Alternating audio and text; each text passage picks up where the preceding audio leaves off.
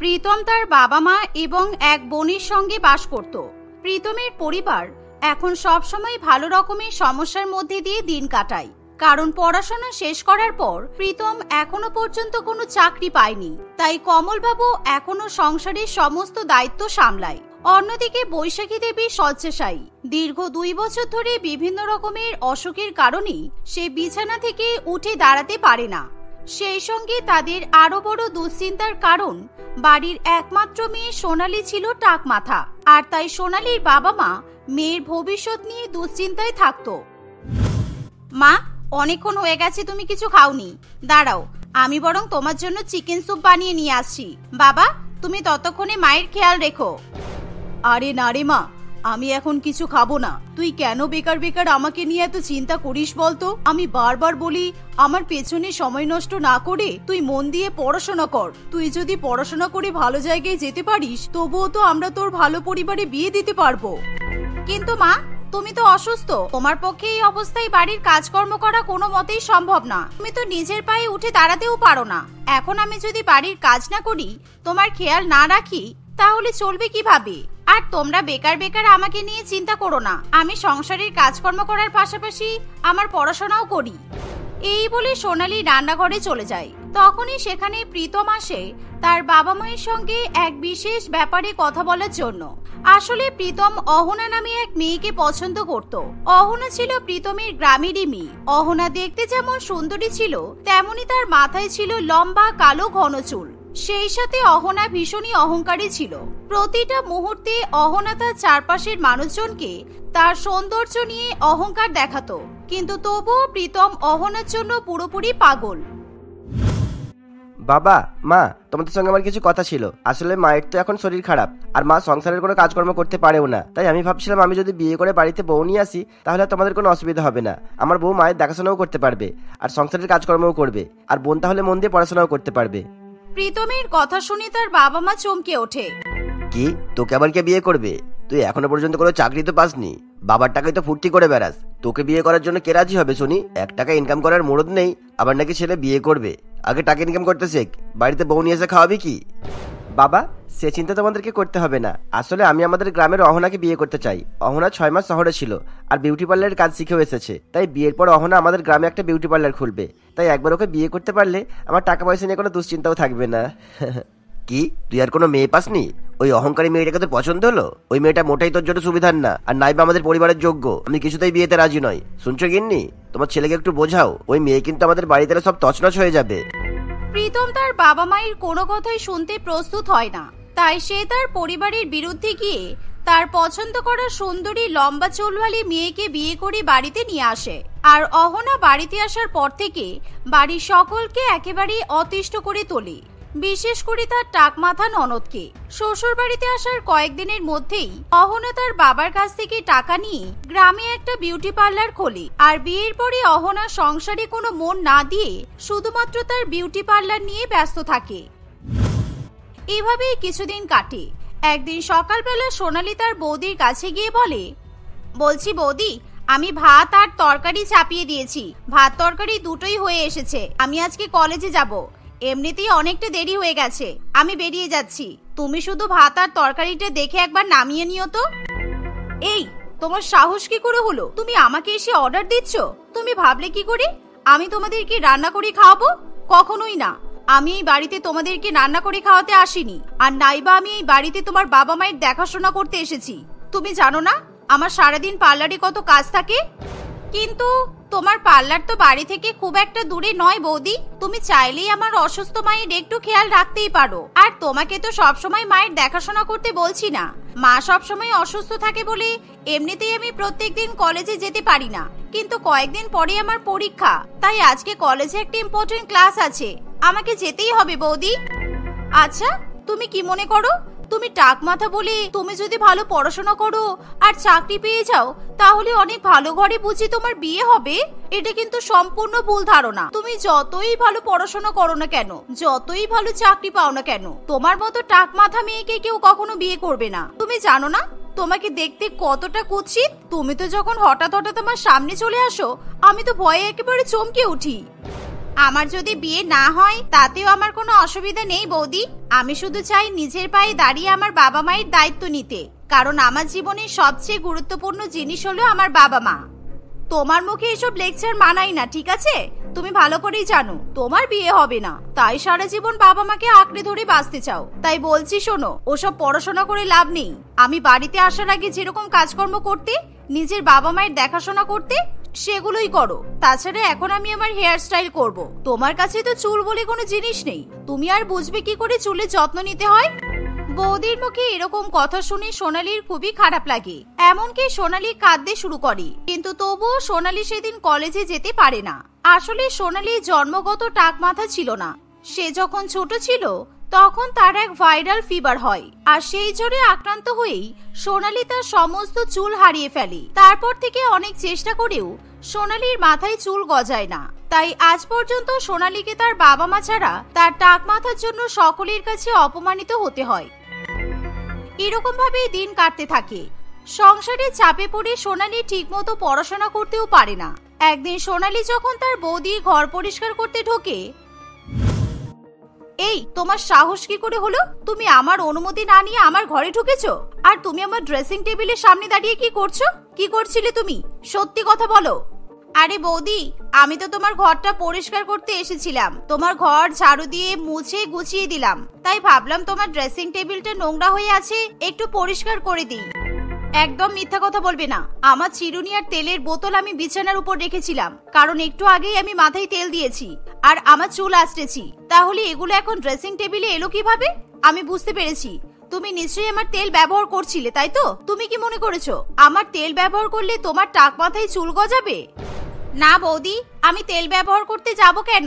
আমার মাথায় চুল নেই, তাই তেল শ্যাম্পুরও আমার কোনো প্রয়োজন নেই। আমি তোমার বিছানাটা গোছাচ্ছিলাম, তাই বিছানার উপর যা যা ছিল আমি ড্রেসিং টেবিলে নিয়ে এসে রেখে দিলাম, আর তখনই তুমি ঘরে চলে এলে। আচ্ছা, তেল যখন ব্যবহার করনি, তাহলে নিশ্চয়ই তুমি কোনো জাদু টোনা বা কালো জাদু করতে এসেছিলে। আমার তেলের মধ্যে নিশ্চয়ই তুমি কিছু মিশিয়েছো, তাই তো? যাতে আমিও তোমার মতো টাক মাথা হয়ে যাই। কারণ আমি জানি আমি দেখতে সুন্দর আর আমার মাথায় লম্বা ঘন চুল আছে, তাই তুমি আমার উপর হিংসা করো। তবে তুমি তপস্যা করলেও আমার মতো লম্বা কালো ঘন চুল তুমি জীবনেও পাবে না। তোমার ক্ষমতা থাকলে মাথায় একটা চুল গজিয়ে দেখাও। ঠিক আছে বৌদি, তোমার ঘরে আসা আমার ভুল হয়ে গেছে। আমি আর কখনোই তোমার ঘরে আসবো না। তুমি এবার নিজের ঘর নিজে পরিষ্কার করে নেবে তাহলে। এই যে হ্যালো, আমি এই বাড়ির চাকর নই যে আমি নিজের ঘর নিজে পরিষ্কার করব। বিউটি পার্লার চালিয়ে সংসার খরচের টাকা দিতে হয় আমাকে, কারণ তোমার দাদা কোনো কাজ করে না। তোমার দাদা বসে বসে খায়। আর এই বাড়িতে আমার যাতে কোনো সমস্যা না হয় সেসব দায়িত্ব তোমাদের। আর এই তেল চিরুনি এগুলো তুমি নিয়ে যাও। তুমি এগুলো স্পর্শ করেছো, আমি আর কিছুতেই এগুলো ব্যবহার করতে পারবো না। কোনো ঠিক নেই আমিও তোমার মতো তাহলে টাক মাথা হয়ে যেতে পারি।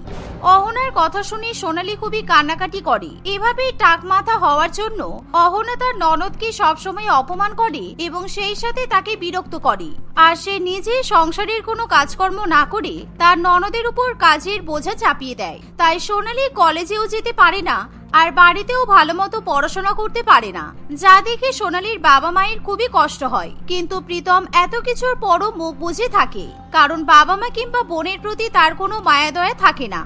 একদিন, আমি তো আগেই বলেছিলাম তোমাদেরকে ওই মেয়ে আমাদের বাড়িতে এলে সবকিছু তছনছ হয়ে যাবে। দেখেছো আজকে আমাদের সংসারের অবস্থা? আর আমাদের মেয়েটার দিকে একবার তাকিয়ে দেখো, কতটা কষ্টে আছে বেচারি। আমি ওর কষ্ট সহ্য করতে পারছি না। আমার মেয়েটাকে নিয়েই তো আমার যত চিন্তা। মেয়েটার মাথায় উপরওয়ালা চুল দেয়নি। আমরা চাইলেই তো মেয়েটার বিয়ে দিতে পারবো না, আর মেয়েটা ঠিকমতো পড়াশোনাও করতে পারছে না। হে উপরওয়ালা, আমার মেয়েটার যে কি হবে। অনেক হয়েছে, আর নয়। এই বাড়িতে থাকলে আমাদের মেয়ে কখনোই নিজে পায়ে দাঁড়াতে পারবে না। গিন্নি, আমরা যদি সোনালীকে শহরে ওর মামার বাড়িতে পাঠিয়ে দিই তাহলে কেমন হয় বলো তো? আমিও এটাই ভেবেছি, আর এ বিষয়ে আমি আমার দাদার সঙ্গেও কথা বলেছি। সোনালী, তুই আমার এই সোনা গহনাগুলো রাখ। এই সোনা গহনা বিক্রি করে তুই তোর পড়াশোনার খরচ বহন করবি, আর তুই তোর মামার বাড়িতেই থাকবি। যতদিন না তুই নিজের পায়ে দাঁড়াতে পারছিস ততদিন এই বাড়িতে আসিস না রে মা, না হলে কিন্তু তুই কখনো তোর স্বপ্ন পূরণ করতে পারবি না। কিন্তু মা, আমি তোমাদেরকে ছেড়ে কিভাবে থাকবো? আমি ভালো করেই জানি বৌদি তোমাদের খেয়াল রাখবে না। আমি তোমাদেরকে ছেড়ে শহরে গিয়ে কিছুতেই থাকতে পারবো না। সোনালীর কথা তার বাবা মা কিছুতেই শুনতে চায় না। তারা জোর করে সোনালীকে শহরে পাঠিয়ে দেয়। আর কিছুদিনের মধ্যেই প্রীতম একটা ভালো চাকরিও পেয়ে যায়। কিন্তু এবার সংসারের সমস্ত কাজকর্ম এবং রান্নাবান্নার দায়িত্ব অহনার উপর এসে পড়ে, কারণ বাড়িতে এখন কাজ করার মতো অন্য কেউ নেই। কি হলো অহনা, তুমি রান্না করোনি কেন? তুমি জানো না সকালবেলা খাওয়া দাওয়া করে আমি অফিসে যাই, আর আমার অফিসে টিফিন রেডি করোনি কেন? আরে বাবা, আমি এইমাত্র তো বাথরুম থেকে বেরোলাম, স্নান করতে দেরি হয়ে গেল। তুমি একটু ওয়েট করো, আমি এক্ষুনি চটপট তোমাকে ম্যাগি বানিয়ে দিচ্ছি। আজকে যেহেতু দেরি হয়ে গেছে, তুমি টিফিনেও ম্যাগি নিয়ে চলে যেও। আমাদের বাড়িতে কেউ ম্যাগি খায় না। আমার বোন প্রত্যেকদিন সকালবেলা রুটি তরকারি রান্না করতো, তাই তুমি এবার থেকে প্রত্যেকদিন সকালবেলা রুটি তরকারি রান্না করবে। আর আমি ম্যাগি খেয়ে নিলেও আমার মা বাবা কি খাবে সেটা চিন্তা করেছো? তুমি তোমার টাক মাথা বোনের সঙ্গে আমার তুলনা করছো? তোমার বোনের মাথায় চুল ছিল না, ওর স্নান করতে 2 মিনিটও সময় লাগে না। আর আমার কোমর পর্যন্ত লম্বা ঘন চুল, এই চুল নিয়ে স্নান করতে 1 ঘন্টা তো সময় লাগবেই। শ্যাম্পু দিতে হয়, কন্ডিশনার দিতে হয়, তার উপর আবার এত বড় লম্বা চুল শুকাতেও তো 1 ঘন্টা সময় লাগে। তোমার চুল নিয়ে যখন এত সমস্যা, তাহলে তুমি চুল কেটে দাও না কেন? তুমি তোমার চুলের যত্ন নিতে গিয়ে রান্না বান্না করতে পারো না, এটা তো হতে পারে না। বাড়িতে এখন বোন নেই, তাই তুমি সকাল করে ঘুম থেকে উঠে সব কাজ মিটিয়ে তবেই পার্লারে যাবে। প্রীতমের কথা শুনে অহনা চাপে পড়ে যায়, তাই বাধ্য হয়ে অহনাকে এখন বাড়ির সমস্ত কাজকর্ম করে রেখে তবেই পার্লারে যেতে হয়। এখন মনে মনে অহনা বুঝতে পারে সোনালী তাদের সংসারের জন্য কতটা গুরুত্বপূর্ণ ছিল। এরকম ভাবে সময় কাটতে থাকে। অহনা এখন বাড়ির সমস্ত কাজকর্ম রান্না বান্না করলেও সে তার শ্বশুর মশাই এবং শাশুড়ি মায়ের কোনো খেয়াল রাখে না। তাই প্রীতমের বাবা মা সবসময় দুঃখ কষ্টের মধ্যে দিয়েই দিন কাটায়, আর তারা তাদের মেয়ের ফিরে আসার জন্য অপেক্ষা করে। আর একদিন হঠাৎ করেই অহনার পার্লারে একজন পুলিশ অফিসার আসে। এই যে, এই পার্লারটা কার? আমরা তোমার পার্লার সার্চ করতে এসেছি। তোমার পার্লারের জিএসটি নাম্বার কোথায়? পুলিশকে দেখে অহনা ভয় পেয়ে যায়। আরে আরে, আপনি বলছেনটা কি? আমার পার্লার সার্চ করবেন মানে? এখানে কি কোনো খারাপ কাজ হয় নাকি যে আপনারা আমার পার্লার সার্চ করবেন বলছেন? আমরা কিছু জানি না, আমাদের কাছে উপর থেকে অর্ডার আছে, তাই আমরা আপনার পার্লার সার্চ করতে বাধ্য। আর যদি কিছু বলার থাকে গাড়িতে ডিএম ম্যাডাম বসে আছেন, ওনার সঙ্গে গিয়ে কথা বলতে পারেন। অহনা ভয় পেয়ে তাড়াতাড়ি করে ডিএম ম্যাডামের কাছে ছুটে যায়। কিন্তু অহনা ডিএম ম্যাডামকে দেখে চমকে ওঠে, কারণ গাড়িতে তার টাক মাথা ননদ বসে থাকে। নিজের ননদকে ডিএম অফিসারের পদে দেখে অহনা ভয়ে একেবারে কাঁপতে শুরু করে। আরে সোনালী, তুমি? মানে তুমি ডিএম অফিসার কিভাবে হলে? কেন, একজন টাক মাথা মেয়ে বুঝি ডিএম অফিসার হতে পারে না? ডিএম অফিসার হওয়ার জন্য বুঝি তোমার মতো কোমর পর্যন্ত লম্বা চুল দরকার? ভয় পেও না বৌদি, আমি জাস্ট তোমাকে একটু ঝটকা দিতে এলাম।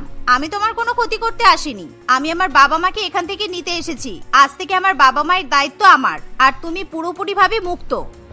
অহনা তার ননদের মুখের উপর কোনো কথা বলতে পারে না। সে শুধু হাত জোর করে তার ননদের কাছে ক্ষমা চেয়ে নেয়। আর সোনালী সেদিনই তার বাবা মাকে নিয়ে শহরে চলে যায়। আর কয়েক মাসের মধ্যেই অহনা হেয়ার ট্রান্সপ্ল্যান্ট করিয়ে নেয়।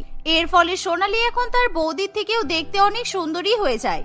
আর বাবা মায়ের সহমতে সোনালী তার পছন্দ মতো এক ছেলেকে বিয়ে করে সংসার করতে শুরু করে। কিন্তু সোনালী তার বাবা মায়ের দায়িত্ব থেকে কখনো পিছপা হয় না। কি ব্যাপার রীতা, তুমি হঠাৎ করে সাত সকালবেলায় ব্যাগ গুছিয়ে এখানে হাজির হয়েছো কেন? সবেমাত্র 1 মাস হয়েছে বিয়ে হয়েছে, ভালো করে সংসারটা করো। 1 মাস কাটেনি বাপের বাড়িতে এসে হাজির হলে। বৌদি, তুমি তো দেখছি আমাকে একদম 2 চোখে সহ্য করতে পারো না। আমি হলাম তোমার 2 চোখের বিষ। এই গরমের মধ্যে কোথায় ননদ কষ্ট করে শ্বশুর বাড়ি থেকে বাপের বাড়িতে এসেছে, তাকে একটু ঘরে ঢুকতে দাও, বসতে দাও, জল খাবার খাওয়াও, তারপর না হয় প্রশ্ন করো। এই বলে রীতা বাড়ির মধ্যে ঢুকে আসে, আর সে তার ব্যাগ বৌদির হাতে দিয়ে দেয়। বিবাহিত মেয়েকে দেখা মাত্রই তার মা ভীষণ পরিমাণে খুশি হয়।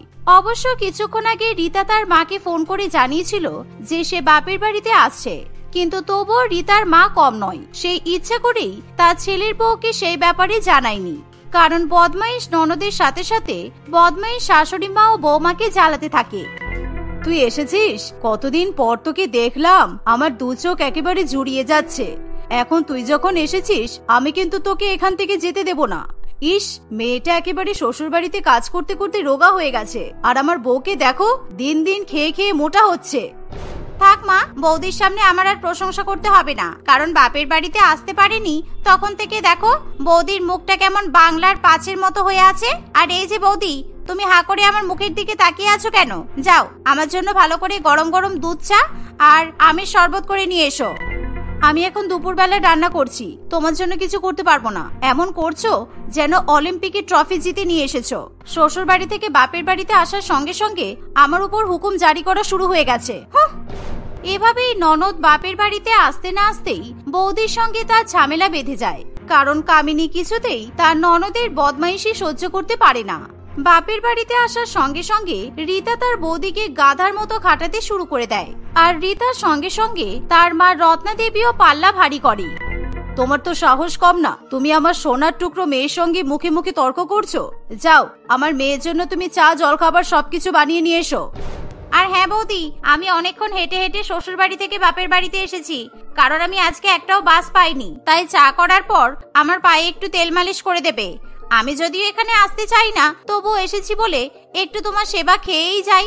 আসলে কি বলতো বৌদি, আমার বদমাইশ ননদটা আমার শ্বশুর বাড়িতে এসে উঠেছে, সেই জন্য আমি ভাবলাম বাপের বাড়িতে পালিয়ে আসি, না হলে ওখানে থাকলে আমার ননদ আমাকে জ্বালিয়ে মারবে।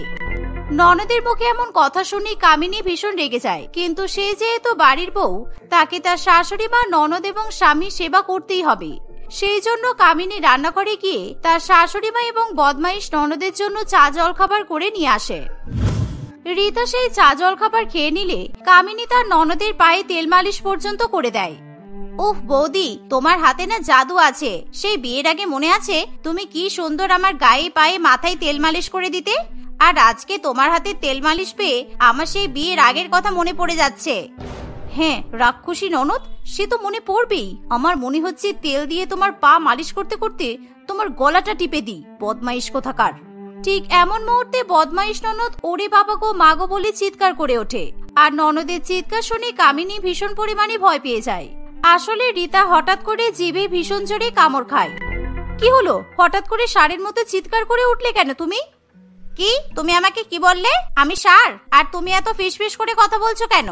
জোরে জোরে কথা বলো, আস্তে কথা বলছো কেন? তুমি তো আমাকে মনে মনে গালাগালি দিলে।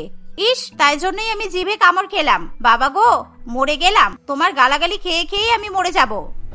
রীতার কথা শুনে কামিনী কিছু বলে না। এভাবেই ননদের সেবা যত্ন করার পর কামিনী যখন নিজের ঘরে ঘুমাতে যাবে, তখনই রীতা দেওয়ালের দিকে তাকিয়ে ভীষণ পরিমাণে অবাক হয়।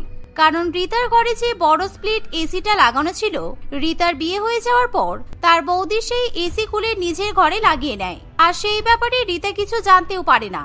কিন্তু এখন যেই না রীতা দেখে তার ঘর থেকে এসি খুলে নেওয়া হয়েছে, তখন সে তার বৌদির উপর ভীষণ পরিমাণে রাগ করে। মা, ও মা, আমার বিয়ে হয়ে গেছে 1 মাসও হয়নি, আর তোমার ছেলের বউ আমার ঘর থেকে এসি খুলে নিজের ঘরে বসিয়েছে, আর তুমি সেটা করার জন্য পারমিশন পর্যন্ত দিয়েছো। বৌদি, কি হলো, কানের মাথা খেয়ে নিয়েছো নাকি তুমি? আমার কথা শুনতে পাচ্ছ না? এক্ষুনি আমার ঘরে এসো, আর দাদাকে সঙ্গে করে নিয়ে আসবে। ননদের এরকম চিৎকার শুনে তার বৌদি, মা এবং দাদা সকলেই রীতার ঘরে চলে আসে। রীতা একেবারে তাণ্ডব নৃত্য করতে শুরু করে দেয়। রীতা, তুমি এরকম সিন ক্রিয়েট করছো কেন? তোমার ঘর থেকে এসি খুলে কি আমি মহা পাপ করে ফেলেছি? একদম চিৎকার করবে না। এখন যা গরম পড়েছে, সেই গরমের মধ্যে তুমি বিয়ের আগে তোমার দাদাকে চাপ দিয়ে নিজের ঘরে এসিটা বসিয়েছিলে, কিন্তু আমি কিছু বলিনি। আর এখন তোমার যখন বিয়ে হয়ে গেছে, তখন আমারও তো আরাম করতে ইচ্ছা করে, তাই আমি এসিটা খুলে নিয়েছি। তার মানে তুমি মনে মনে ধরেই নিয়েছিলে বলো যে আমি আর কোনোদিনও বাপের বাড়িতে আসবো না? ঠিক আছে, তুমি যখন এসিটা নিজের ঘরে লাগিয়েই ফেলেছো, তাহলে আজকে থেকে আমি তোমার ঘরে থাকবো, আর তুমি আমার ঘরে থাকবে। তাহলে সমস্যার সমাধান হয়ে গেল। এই বলে রীতা তার বৌদির সুন্দর করে সাজানো গোছানো ঘরের মধ্যে চলে যায়। আর সেই দেখে কামিনী কিছুতেই সহ্য করতে পারে না। কামিনী হাজারবার তার বদমাইশ ননদকে ঘর থেকে বেরিয়ে যেতে বললেও রীতা কিছুতেই সেই ঘর থেকে বেরোতে চায় না। সে একেবারে এসি চালিয়ে বৌদির খাটের উপর চাদর চাপা দিয়ে ঘুমিয়ে পড়ে। কিন্তু ব্যাপারটা শুধুমাত্র বৌদির ঘরের এসি ব্যবহার করা পর্যন্ত সীমাবদ্ধ ছিল না।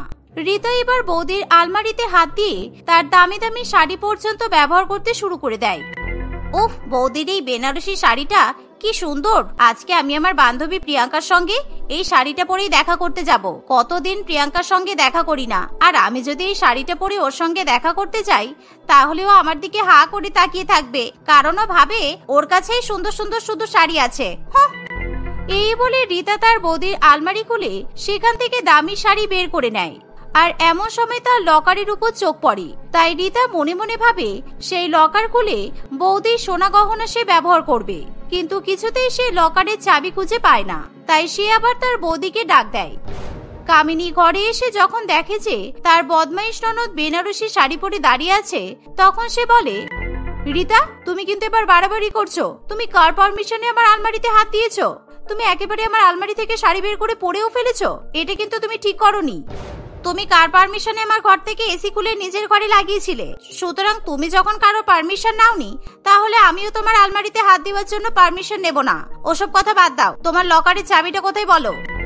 লকারের চাবি? আমি আমার লকারের চাবি তোমাকে দেবো কেন? আর তুমি আমার লকার খুলে কি করবে শুনি? তুমি কিন্তু একদম আমার লকারে হাত দেবে না। বেশ করবো, তোমার লকারে হাত দেবো। এত সুন্দর শাড়ি পরেছি, আর শাড়ির সঙ্গে ম্যাচিং গহনা না পরলে হয়? আমি তোমার লকার থেকে দামি সোনার সীতাহার বের করে এই শাড়ির সঙ্গে ম্যাচিং করে পরবো। তাড়াতাড়ি আমাকে লকারের চাবিটা দাও। রীতা নিজের কাছে একেবারে পণ প্রতিজ্ঞা করে যে সে তার বৌদির লকারের চাবি নিয়েই ছাড়বে। সেই জন্য ননদ বৌদির মধ্যে ভীষণ পরিমাণে ঝামেলা শুরু হয়ে যায়। আর এমন সময় প্রীতম নিজের বউ এবং বোনের ঝামেলা থামানোর জন্য সেখানে চলে আসে। রীতা তার দাদাকে দেখা মাত্রই নাকি কান্না কেঁদে দাদার কাছে বৌদির নামে নালিশ করতে শুরু করে দেয়। প্রীতমের এই কথা শোনা মাত্রই কামিনী তার ননদের হাতে লকারের চাবি দিতে বাধ্য হয়। আর রীতা মনে মনে প্রচন্ড পরিমাণে খুশি হয়। সে সকলের সামনেই লকার থেকে সোনার হার বের করে গলায় পরে নেয়। আর সে ইচ্ছে করে তার বৌদিকে দেখিয়ে দেখিয়ে স্টাইল করতে শুরু করে।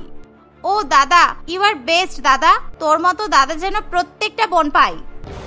এই বলে রীতা তার বান্ধবীর সঙ্গে দেখা করতে চলে যায়। আর অনেক রাত পর্যন্ত রীতা বাড়িতে আসে না। কিন্তু কামিনী তখনও জেগে বসে থাকে, কারণ কামিনীকে তার শাশুড়ি মা হুকুম দেয় যতক্ষণ পর্যন্ত না তার মেয়ে বাড়িতে ফিরবে ততক্ষণ কামিনী খাবার খেতে পারবে না। তাই রীতা বাড়িতে ফেরার পর কামিনী তাকে খাবার খাইয়ে নিজে খাবার খেয়ে ঘুমাতে চলে যায়। দেখতে দেখতে কিছুদিন কাটে, কিন্তু বদমাইশ ননদ কিছুতেই তার শ্বশুর বাড়িতে ফিরে যাওয়ার নাম করে না। বাবা, দেখতে দেখতে 2 সপ্তাহ হয়ে গেল, কিন্তু আমার বদমাইশ ননদ শ্বশুর বাড়িতে যাওয়ার নামই করছে না। এরকম তো হতে পারে না। আমাকে ব্যাপারটা একটু খুঁটিয়ে দেখতে হবে, কারণ ডালের মধ্যে কালো পাথর নিশ্চয়ই আছে। এই বলে কামিনী একদিন ইচ্ছা করে তার ননদকে মিথ্যা কথা বলে যে কামিনী নিজের জন্য সুন্দর শাড়ি কিনতে যাচ্ছে। এর ফলে সুন্দর শাড়ি পাওয়ার লোভে ননদ তার বৌদিকে শপিং মলে শপিং করতে যেতে দেয়। সেই সুযোগে কামিনী গিয়ে উপস্থিত হয় তার বদমাইশ ননদের শ্বশুর বাড়িতে। সেখানে গিয়ে কামিনী তার বদমাইশ ননদের শাশুড়ি মা সুলেখা দেবীর সঙ্গে কথা বলে। কামিনী সুলেখা দেবীকে নিয়ে তার শ্বশুর বাড়িতে চলে যায়। সুলেখা দেবীকে দেখা মাত্রই রীতা একেবারে ভূত দেখার মতো চমকে ওঠে। আর সে মনে মনে খুবই ভয় পেয়ে যায়। এ কি, আপনি এখানে কি করছেন? মানে বৌদি, তোমার সঙ্গে আমার শাশুড়ি মায়ের কোথায় দেখা হলো? আমি তো কিছুই বুঝতে পারছি না। দাঁড়াও, একটু অপেক্ষা করো। এত অধৈর্য হয়ে পড়ছো কেন? নিশ্চয়ই আস্তে আস্তে সব ঘটনা জানতে পারবে। আর তোমার থেকেও তোমার মা আর দাদার এই ঘটনাটা বেশি জানা দরকার। কাকিমা, আপনি বলুন তো, আপনার নববধূ আপনার মেয়ের উপর কিভাবে অত্যাচার করেছে? আসলে রীতা যখন বিয়ে করে শ্বশুর বাড়িতে যায়, তখন কিছুদিন পরেই রীতার ননদ পিঙ্কি তার স্বামী সুরেশের সঙ্গে বাপের বাড়িতে ঘুরতে আসে। কিন্তু পিঙ্কি এবং সুরেশের স্বভাব খুবই ভালো ছিল, আর তারা রীতাকে খুবই স্নেহ করে। কিন্তু রীতা যে কেমন মেয়ে সেটা তারা জানতো না। বৌদি, আমি 2 মাসের অন্তঃসত্ত্বা, তাই সুরেশ আমাকে বাপের বাড়িতে রাখতে এসেছে। কিন্তু তুমি চিন্তা করো না, আমি তোমার ঘাড়ের উপর বসে বসে খাবো না। আমি জানি তোমার নতুন বিয়ে হয়েছে, তাই আমি যে কদিন বাপের বাড়িতে থাকবো আমিও তোমার হাতে হাতে সাহায্য করে দেব, কেমন? ওসব কথা বাদ দাও। তোমার বদমাইশি আমি জানি। তুমি ইচ্ছা করে আমার বরের টাকায় এখানে খেতে এসেছো, কিন্তু আমি সেটা মেনে নেব না। আমি ভালো করে জানি তোমাকে এখান থেকে কিভাবে তাড়াতে হবে। বৌদির মুখে এমন কথা শুনেও পিঙ্কি রাগ করে না, কিন্তু দিনের পর দিন রীতা ইচ্ছা করে পিঙ্কির সঙ্গে বদমাইশি করতে শুরু করে দেয়। একদিন পিঙ্কি ভাত খেতে বসবে, সেই সময় রীতা তার গায়ে গরম ভাতের ফ্যান ঢেলে দেয়। আর পিঙ্কি জ্বালা যন্ত্রণায় একেবারে আর্তনাদ করে ওঠে। এমন দৃশ্য দেখে সুরেশ তার বউকে বাপের বাড়িতে রাখার সাহস পায় না, তাই সুরেশ পিঙ্কিকে নিয়ে বাপের বাড়িতে ফিরে যায়। তোমার এত বড় সাহস, তুমি আমার মেয়ের ক্ষতি করে দিচ্ছিলে। আমার মেয়ের মতো তুমি ভালো ননদ পেয়েছো। তোমার জীবন একেবারে বর্তে গেছে। আর আমি ভাবছি, তুমি যখন অবিবাহিত অবস্থায় তোমার বাপের বাড়িতে থাকতে, তখন তোমার বৌদি কি জ্বালাতনটাই না সহ্য করতো। তুমি এক্ষুনি এই বাড়ি ছেড়ে চলে যাবে, কারণ তোমাকে আমি কিছুতে আর সহ্য করতে পারছি না। এই বলে সুলেখা দেবী তার বদমাইশ বৌমাকে বাড়ি থেকে তাড়িয়ে দেয়। আর রীতা নিজের বাপের বাড়িতে এসে কামিনীকে জ্বালানো শুরু করে দেয়। সমস্ত ঘটনা জানার পর প্রীতম এবং তার মা ভীষণ পরিমাণে রেগে যায়। আমি তোকে সবসময় সবকিছুতে সাপোর্ট করে এসেছি, কিন্তু তুই যে তোর শ্বশুর বাড়িতে এত বাজে ঘটনা ঘটিয়েছিস সেটা আমি জানতে পারলে তোকে কিছুতে এখানে আসতে দিতাম না। তুই আমাদের বাড়ি থেকেও বেরিয়ে যাবি। তুই কোথায় থাকবি আমাদের দেখার দরকার নেই। এই কথা শুনে রীতা খুবই ভয় পেয়ে যায় আর সে কাঁদতে কাঁদতে সকলের কাছে ক্ষমা চায়। বিশেষ করে রীতা তার শাশুড়ি মায়ের কাছে ক্ষমা চায়। শুধু তাই নয়, রীতা তার ননদ পিঙ্কিকে ফোন করেও ক্ষমা চেয়ে নেয়। শেষ পর্যন্ত রীতার শাশুড়ি মা রীতাকে ক্ষমা করে দেয় এবং রীতাকে সঙ্গে নিয়ে বাড়িতে চলে যায়। আর এই দেখে কামিনী এবং তার পরিবারের সকলেই খুবই খুশি হয়।